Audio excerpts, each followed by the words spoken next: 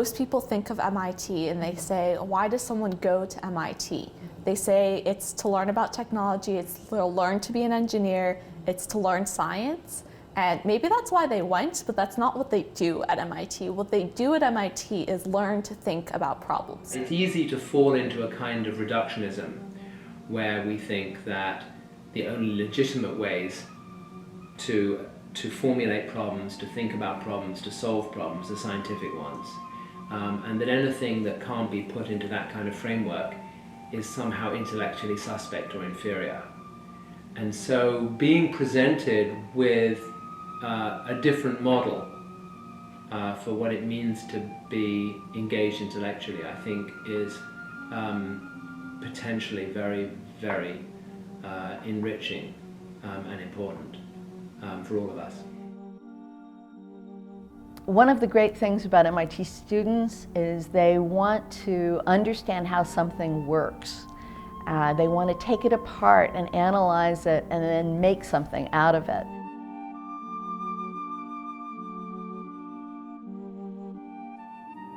For over 400 years, Shakespeare's The Merchant of Venice has made audiences grapple with their notions of value and prejudice. This summer, for the first time, the Jewish ghetto in Venice will see a production of this play mounted by Company Columbari. We are going to film and document aspects of the production, from the historical resonance of this site-specific theater to physical challenges of performance in a public square in Venice. MIT has a history of international Shakespeare scholarship, for example, our Global Shakespeare's database of productions around the world. This historic project would be a unique addition to Shakespeare and literary studies at MIT. A couple of things we were trying to do with this trip to Venice was we wanted to work on this online module, something that's not really been done before, and we were like, well, why don't we try to do this in the form of looking at this case study of an event that's happening. So we really wanted to go out and just go with an open mind and say, we have some ideas, we want to figure out what we can learn, what we can take back, and we just want to go and try it out. So going to the ghetto, especially during this really important moment, the 500 years sort of anniversary of its creation, it was just really interesting. We wanted to go see what it would be like, how being in the ghetto might affect the performance, the play, how it's put on, how it's received. Mind is talking with the ocean. Stay where you are. I walk my word and that's what I do. Stop. One of the goals we had was, okay, it would be great if there was material we could use in a class, sort of an online class that would be tied into Professor Henderson's class, her Writing with Shakespeare intro class. We are going to also be capturing as much as we can an evanescent production, something that will be gone after the week of performance there in the Jewish ghetto, so that we can archive it and share it with the world through the Global Shakespeare's online performance archive.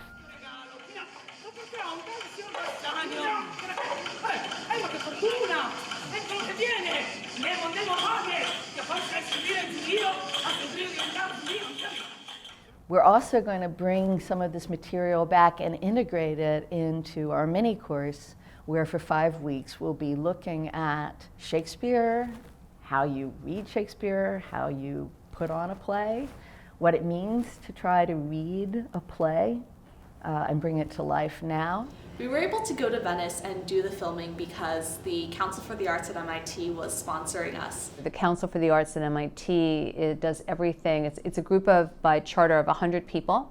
We all contribute money every year, and we're responsible for the ticket program, which allows students to go to the various arts facilities and in the Boston-Cambridge area. It was a really happy coincidence that we got involved at all. So the fact that we were able to do this was a series of very strange and wonderfully fortunate moments. You know, the fact that Diana Henderson happened to have gotten in contact with Shaul, that the Council for the Arts was already there, and they heard about this and they got excited about it, and that as we went along, things just sort of fell into place. They clicked together in ways we couldn't have imagined at the beginning.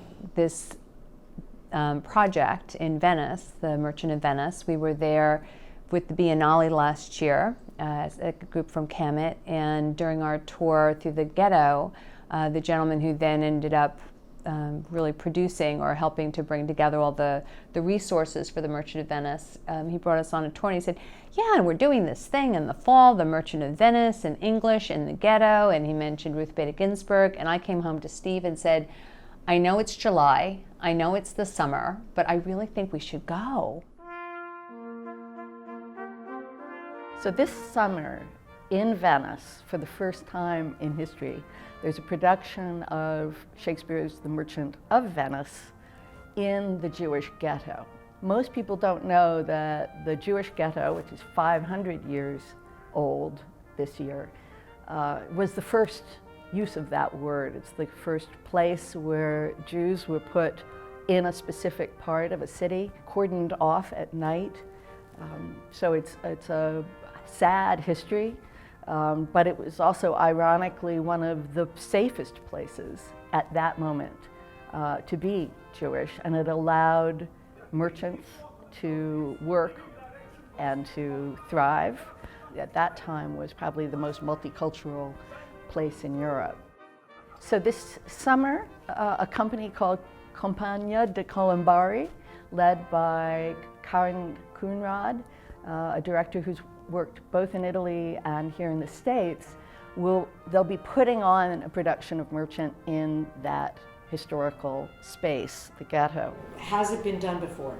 No, never in the ghetto, but yes, in Venice. In 1934, Max Reinhardt did The Merchant of Venice. It's a very exciting convergence of two anniversaries, really. In addition to being the 500th anniversary of that ghetto space, it's also the 400th anniversary of Shakespeare's death. So there's all sorts of commemoration going on around the world. Why 400 years after his death is he so alive? So we're taking advantage of these two memorials, and we're taking a team from MIT to help document a live production. Otherwise, like all productions, it's evanescent, it's lost in time. We're going to record as much as we can, get a sense from behind the scenes as well as watching the production itself of what it means to put on The Merchant of Venice now in this important historical space.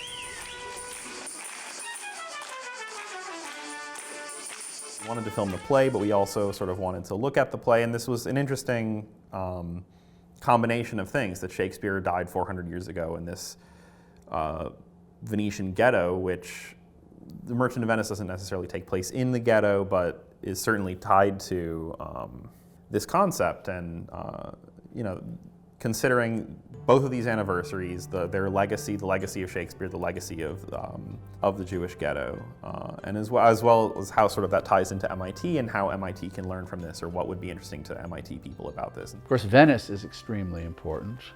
Events this month being held in Venice in commemoration of the 500th anniversary, are attracting quite a crowd, including, I gather, Justice Ginsburg is going to be among the featured speakers.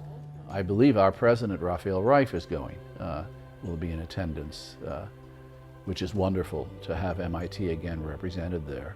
Since MIT has been represented through the art world, through the visual arts and architecture most recently in huge ways in Venice, both at the Art Biennale last May, a year ago in May, and just this late May around the Architectural Biennale. So at the 2016 Architecture Biennale, there were at least 10 MIT-related projects and installations. So we had a map of MIT projects. You could go all over the Arsenale and find different projects that MIT people had contributed to or authored. And so it felt like a great celebration of the values and creativity of MIT there in Venice a year ago. That was very exciting.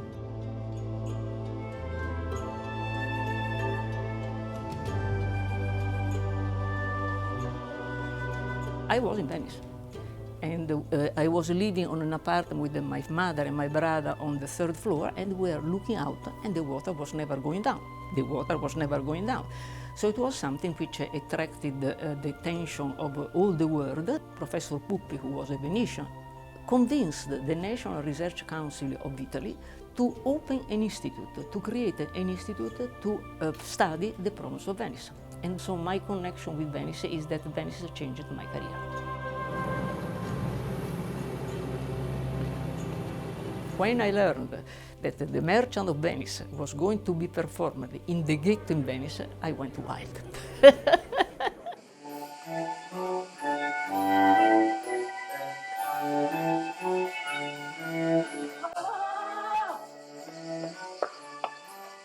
It's incredibly timely to look at this play, which, when Shakespeare wrote it, really has one of the, if not the most complicated representations of Judaism in the West.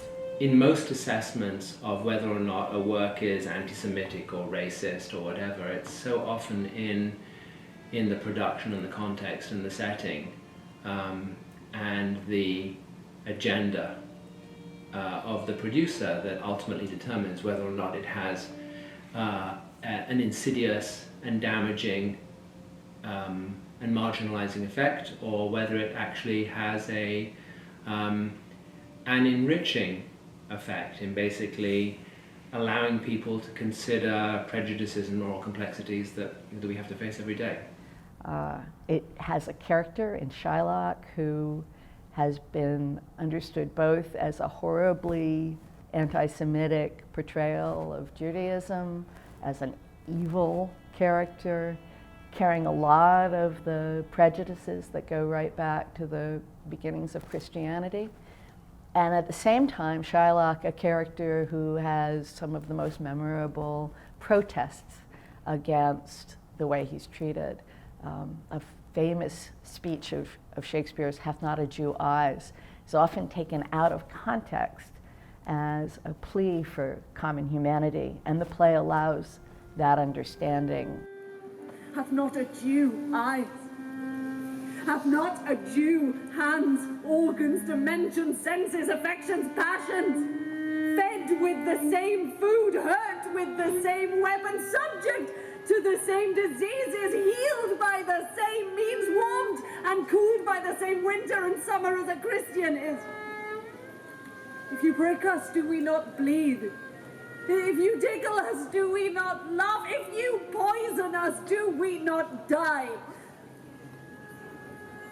And if you wrong us, shall we not revenge? Part of what we were doing is that we were approaching this on so many different levels. You know, I had a film interest, Daniel had a theater background, Professor Henderson obviously came from an educational background, and so there were so many different aspects of the play we were trying to take a look at. And one of the really fun things that we found out was that one of the people here who works in MIT's conservation lab, Jana, she actually was really interested in the props and the materials used in the play. She actually made several letters for us to take with us to Venice, and one of them got used in the play. And so in the year 2000, the Jubilee year, I worked in the Vatican in their conservation lab on 40 linear meters of legal and accounting records. And that's where I wasn't sure what to fix and what not to fix. So I started to make models of books and letters that were used in the play, like this one, I think in the court scene. Gloria greets your grace. We put this symbol on it from the time period, the early modern period, which means, please get this man. It's a matter of life or death.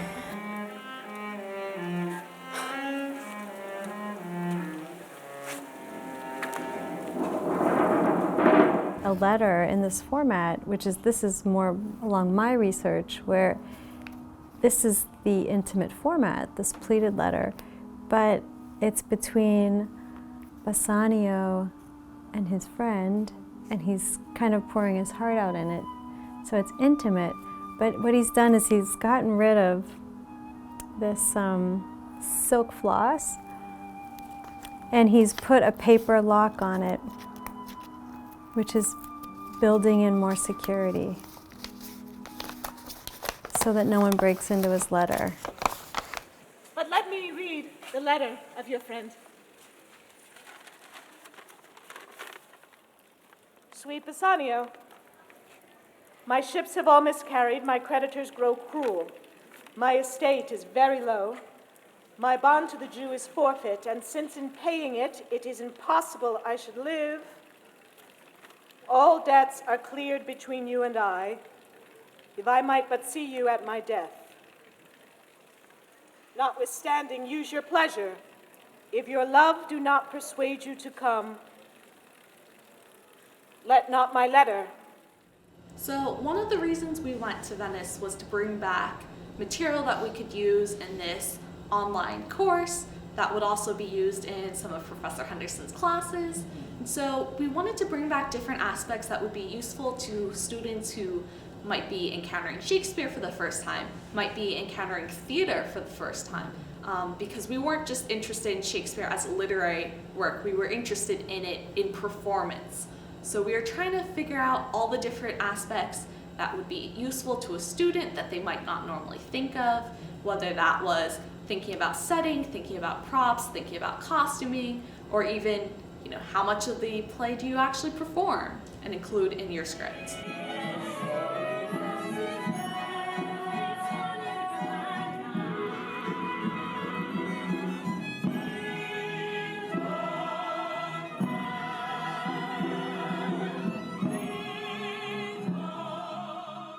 We mostly started off on let's think about the play, who might have connections to the play. But it was as we went forward, we realized, there's not just the play that we have connections to.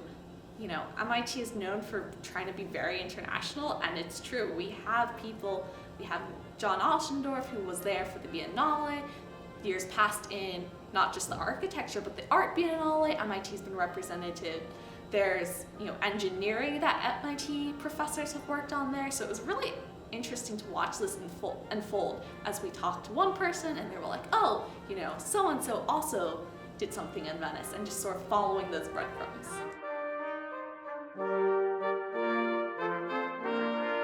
And so in '95, Professor Braso, who was the head of the Civil Environmental Engineering department here at MIT, called me, knew that I was Venetian, knew of my past involvement with the problems of Venice. He organized a group of MIT professors to go and to consult for this company, which was beginning to imagine the engineering project.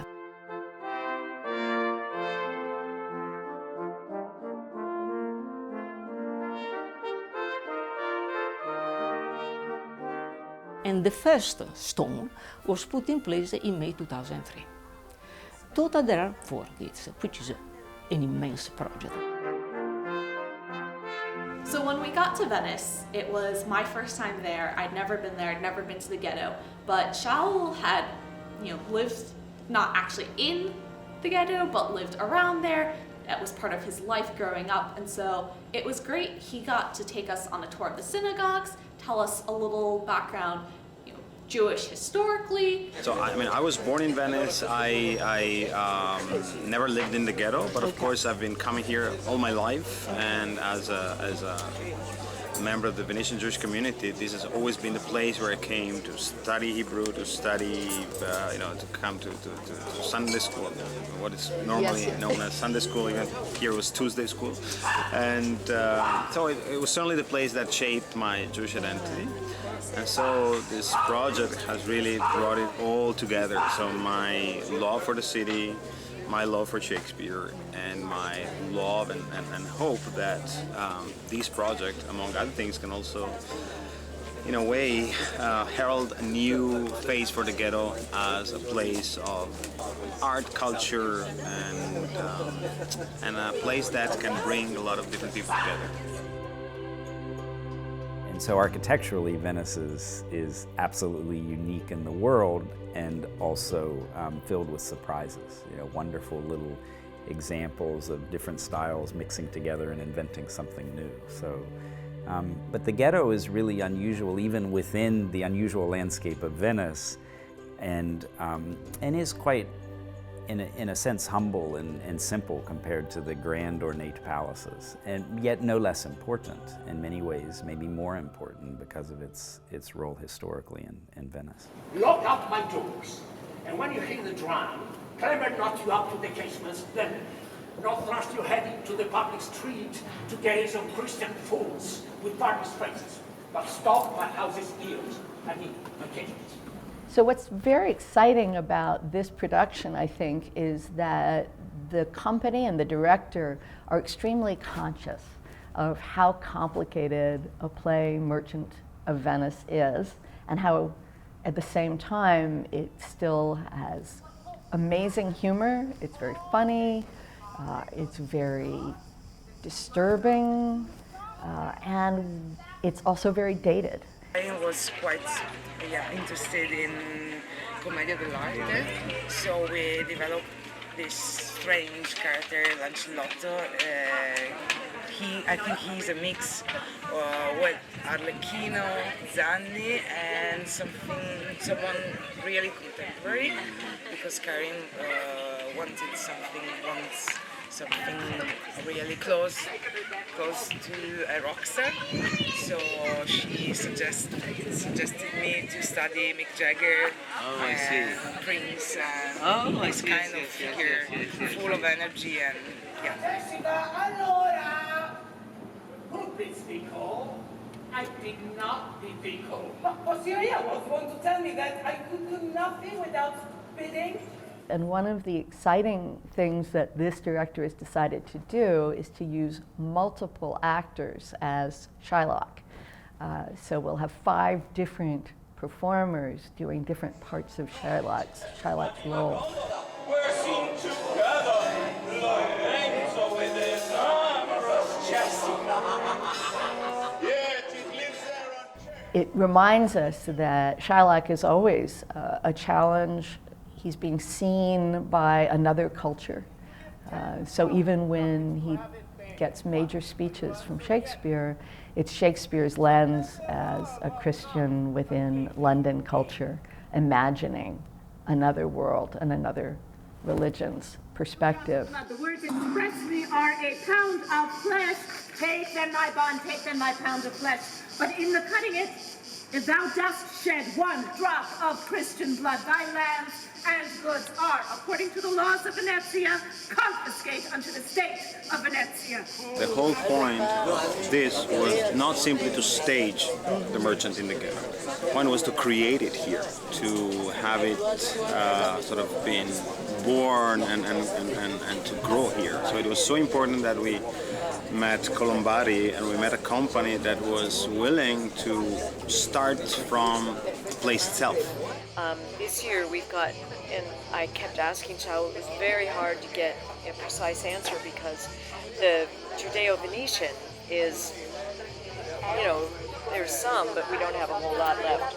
But I decided that each Shylock would do a little piece of each of the Hebraic language, so that one would have Judeo-Venetian, and or 2 of them. I mean, Jenny has Mi Figlia, which is Judeo-Venetian, and also Andrea Bruniera, who is the one that has Gobbo, who speaks Veneziano, and he's also Venetian.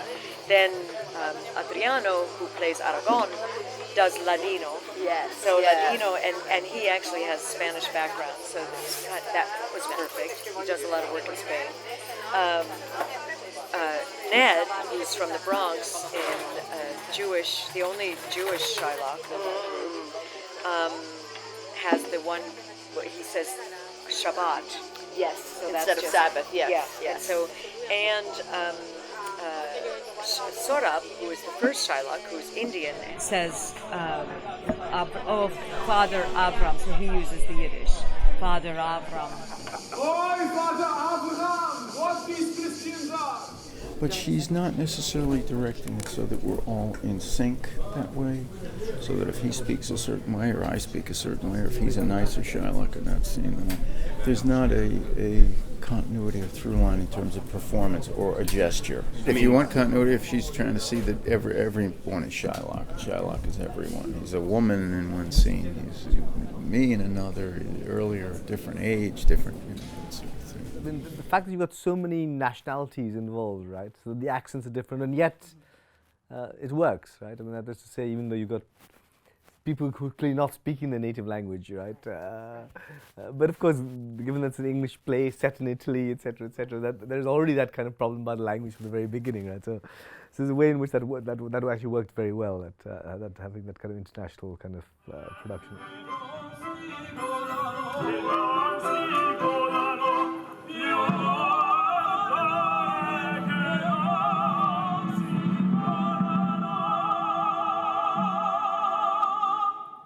One of the really great things that we got to experience because we were there for so long with the actors, that we were there a week of rehearsal and the whole run of performance, is that we got to spend a lot of time looking at the little details that really make it come alive that most people probably won't see. If you're there for a single night, you're really going to be focused on the story, you're going to be focused on the foreground.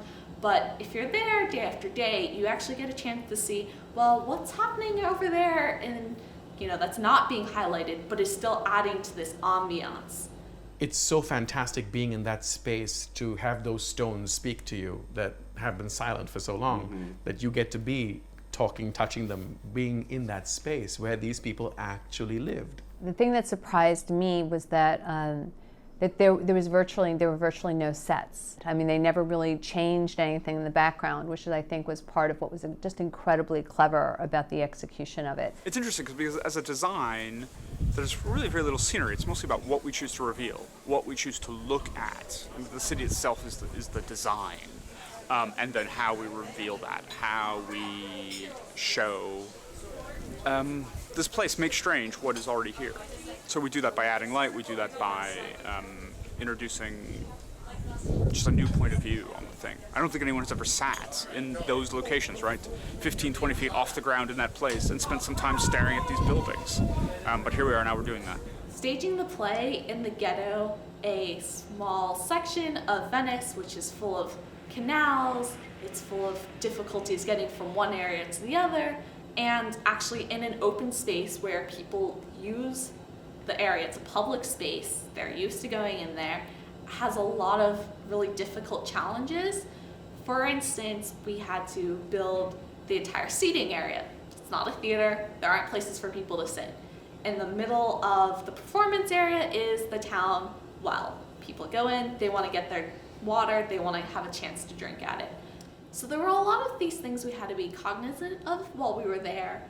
You're performing in the middle of a square, there are people living in these houses around you. A lot of different things we kind of had to do differently than you would have done in a traditional performance in a theater setting because we were in this open space.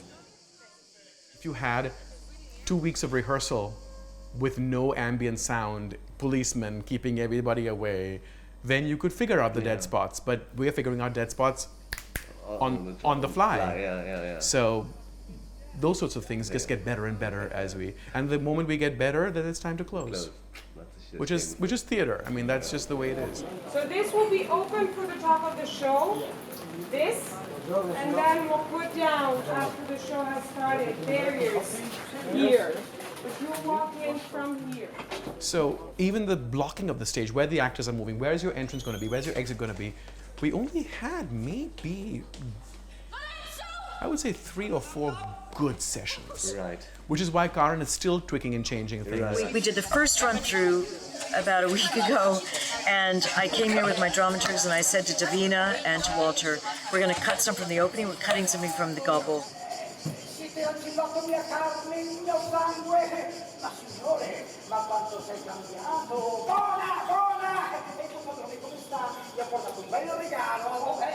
What was it like acting in that open space with noises everywhere? Did you shut it out? Sometimes it works perfectly well. One of my dearest dogs in the ghetto is Lizzie. She's a Scottish little thing. Adorable dog. Her name is Lizzie. And Lizzie wandered into the rehearsal to drink from the fountain just as I was saying, Hath a dog money? Is it possible a cur can lend 3,000 ducats? So I just pointed right to Lizzie and said, hath a dog money? Is it possible that cur could lend 3,000? Now, I wish what had happened in the performance. It could, but you can't plan that stuff, right? Who's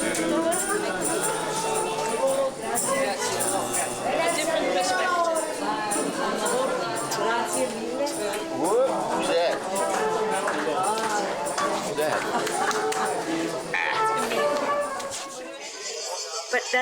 But that's why I asked Frank. I said, because I had a dream. I said, I think that I had a dream that he would play the trumpet on the roof of the German synagogue.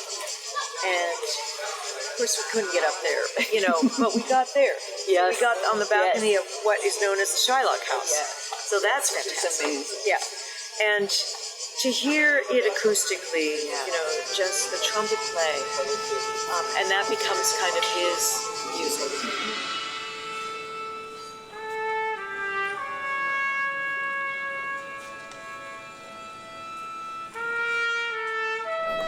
And then a lot of the music, is just my music, just my thing with that, which comes out of my sense of things.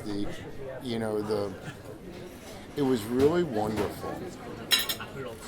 I wrote all the music, the Carnivalesque stuff, but also the serious stuff, the Shylock music, just reading the text and talking to Karen. Mm-hmm.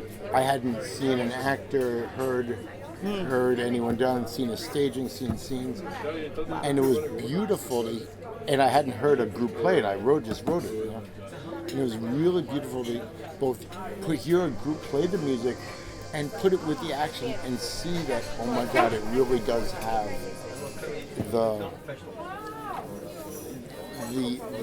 ethos that I had hoped for. For sure, when we asked, for instance, we did this window right there is the one that I wanted for Jessica. Do you know the play? The Merchant of Venice. So Jessica to appear at. I only wanted that, that one place. I wanted it to be on the Stones. We were not going to build a set, and I wanted it to appear. That happens to be known as the Shylock House. Mm-hmm. And of course, the man who was, who owned the house, the shutters had not been open. In fact, here you see the shutters are not open. That was closed for over a decade, maybe decades, I don't know. And he now lives in Parma, a much elderly man. We had to, pay him a certain amount. Of course, we hasten to say we're not a film company, we're a theater company.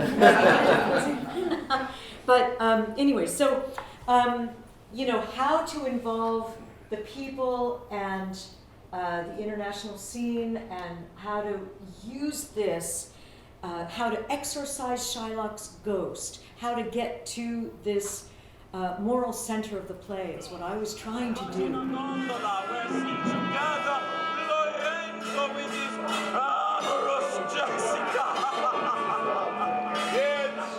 He lives there on deck that Antonio has a ship of rich lady, wrecked on the narrow seas, where the carcasses of many tall ships lie buried, as they say.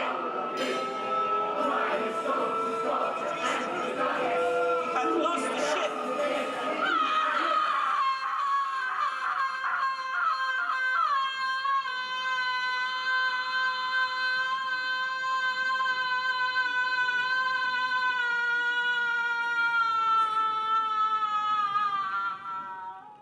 What we're doing here is occupying space, okay? Now this is a good thing for also tomorrow is a very different place. This is what Colombari does, and when we go to the play with some people will be in America. If we ever do it again in Europe, many of we'll see what that becomes, who knows? But it's never going to be the ghetto. It'll never be the ghetto. That was last night, was our last night.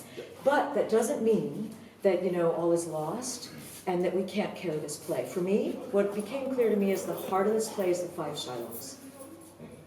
What's one? The 5 Shylocks. Yeah. When they are in a circle. That is the heart of the play. Okay? Cuore dello spettacolo. Quando 5 Shylock sono così: straniero, alien, outsider, the hated one, all of that. That is the heart. As Karin points out, there is never going to be this conglomeration of people in the ghetto watching the show, any show. You could be the same actors tomorrow, but your audience is different. But this conglomeration of human beings and dogs and pigeons will never, ever be the same again. So every performance is sacred. Every performance is special. No matter, why should we go? I pray thee, signify within the house your mistress Portia is at hand, and bring your music forth into the air.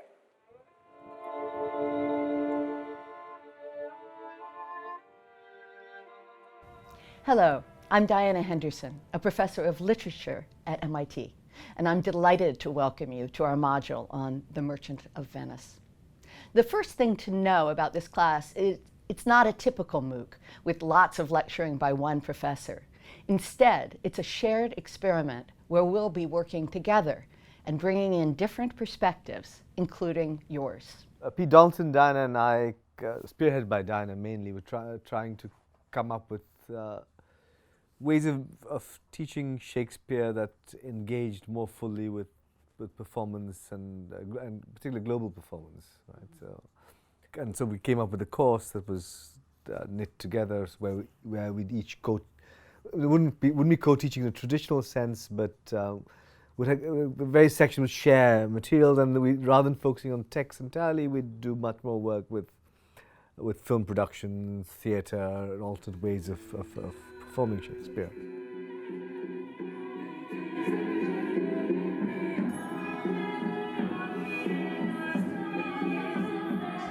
Well, I would want them to be as real as they can in approaching the play, to really get inside the words and what is being said to whom, and being real about the characters and not being romantic, letting go of any past ideas, obviously reading and rereading and reading the play, being open to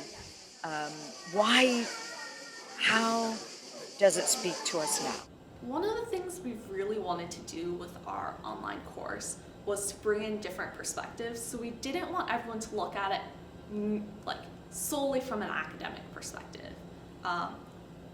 You get that in a lot of places. You go to any Shakespeare class, you can get sort of this academic educational perspective, but we really want to bring in all the other aspects that make it come alive when you do performance, which is one of the reasons why we really wanted to get Karin's ideas about how do you stage a performance, how do you change something from text to something that's sort of living and breathing. First of all, you have to read it. You get together with the characters, with all the actors, and you read it. Then you start to read it in rhythm. I think it's very important to read it in rhythm. For instance, the quality of mercy is not strain. Shakespeare writes in two ways. He writes in text, in prose, and poetry. His poetry is almost always in iambic pentameter, which is iambic is the stress weak strong. That's an iamb. Da-dam, ba-dam, ba-dam. And a pentameter is a line with five feet. So it's da-dam, ba-dam, ba-dam, ba-dam, ba-dam. And Shakespeare is a genius doing this. And he will guide you very astutely as to which words are important, because sometimes he will put a small word, a word you wouldn't think that you must emphasize, on the padam.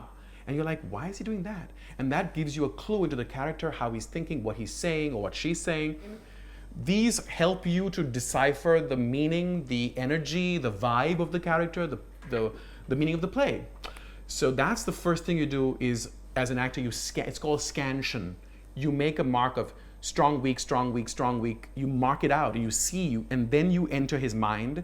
And from there you get your clues, and then you start doing your speech. So this scene is like a little jewel inside of the play, and the play is made up of all these jewels that create a necklace.